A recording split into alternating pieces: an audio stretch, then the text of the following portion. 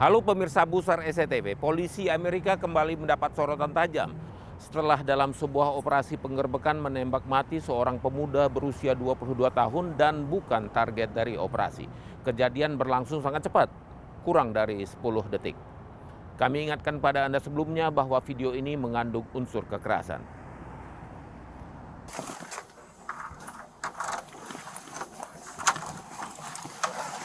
Police search warrant! Police search warrant!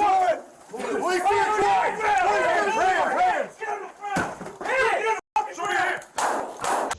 Peristiwa ini terjadi pada Rabu pagi, tanggal 2 Februari 2022, pada pukul 7 pagi kurang.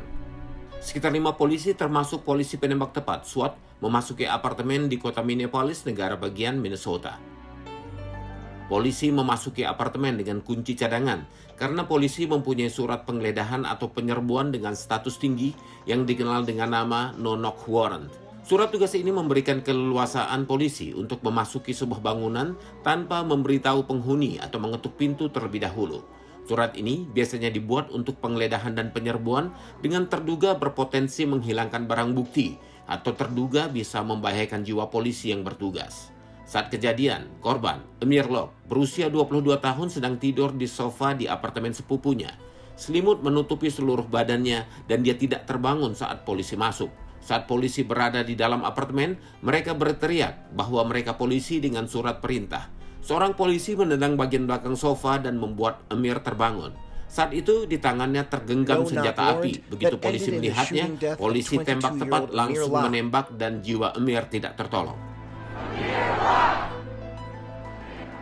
Setelah muncul gugatan dan disusul dengan dibukanya bukti video yang dimiliki polisi, warga Minneapolis berunjuk rasa. Mereka turun ke jalan meminta keadilan bagi korban.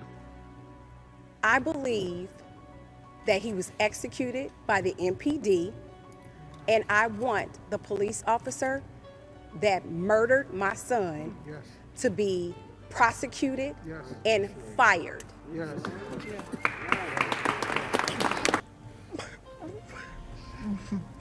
My son. I've seen it happen. I've seen it happen too many times. Too many times. Massa juga protes dengan adanya no-knock warrant atau surat tugas tanpa membuka identitas polisi dan keleluasaan polisi untuk memasuki bangunan.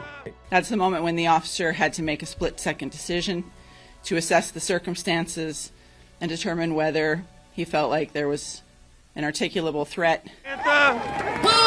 Kota Minneapolis kembali memanas. Perlu diingat, kota ini 2 tahun lalu melakukan protes atas terbunuhnya warga kulit hitam George Floyd oleh polisi dan sempat disaksikan warga. Protes di kota ini berakhir dengan beragam kerusuhan.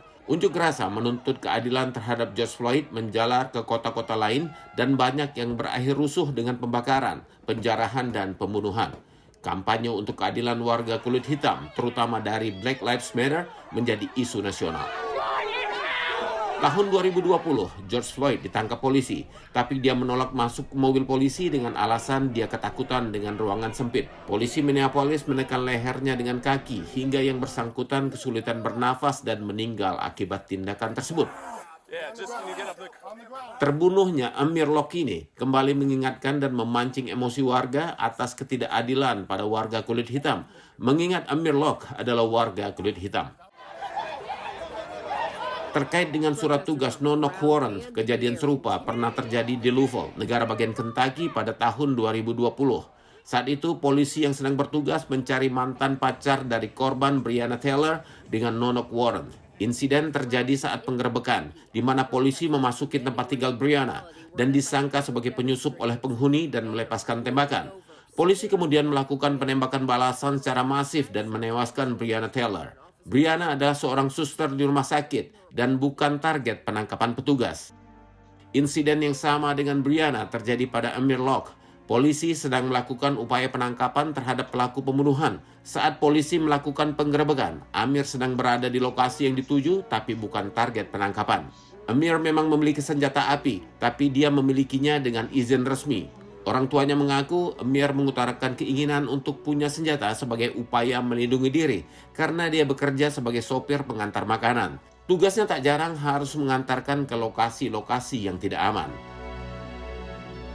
Demikian edisi Busur kali ini, saya Alam Burhanan mengucapkan tetap waspada, kejahatan ada di sekitar Anda.